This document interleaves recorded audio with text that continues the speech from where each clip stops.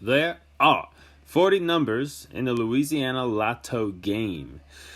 In how many ways can a player select 6 numbers? Now, this is Lotto. Okay, now,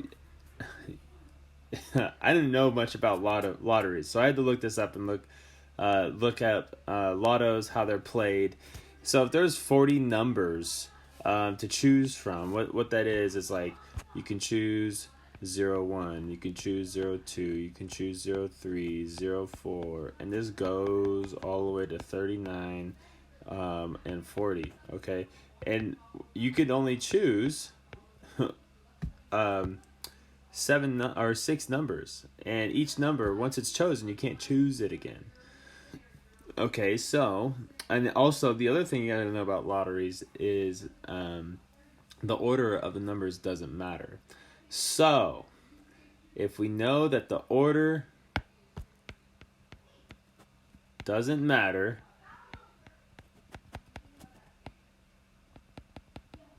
and we know that there's a total of 40 choices, it should come to your head like, oh, I know what I'm supposed to do. It's supposed to be a combination. So you have, out of 40, you're going to choose 6 numbers. Okay, and you want to do a combination because the order doesn't matter. So to do this, we would say 40 factorial over 40 minus 6 factorial times 6 factorial. Okay, the extra 6 factorial right here is what takes out all the repeats. You see, if you just went 40, permutation 6, then you would only get 40 factorial over 40 minus 6 factorial. And this would mean that the order matters, that how you choose the numbers, okay? But the order doesn't matter, so we got to use this one to eliminate all the repeats, okay? So for example, if I had 01, we'll say 16, 21, and then 18, this has 4 numbers, let's say 39 and 31, okay? So that's 6 numbers. I couldn't just switch 2 of those and say, oh, this is a different selection right here. No, this is not a different selection. It's the same exact selection. Okay, just because we switch these 2 numbers doesn't mean that the selection is different. So this 6 factorial gets rid of those. It divides by 6 factorial because there's 6 factorial ways we can rearrange these, and so there's actually 6 factorial ways that this would count, and we don't want it to count that many times, so we take them out. All right, so the top, we're gonna go 40 times 39 times 38 times, let's see, 40 minus 6 is going to be 34. So we got to go down to 34 factorial.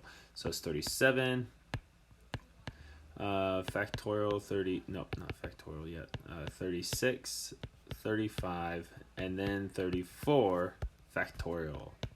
Okay, and then on the bottom, we get to write out 34 factorial. Boom, boom, it cancels out. Oh, that felt so good. And then we have 6 factorial.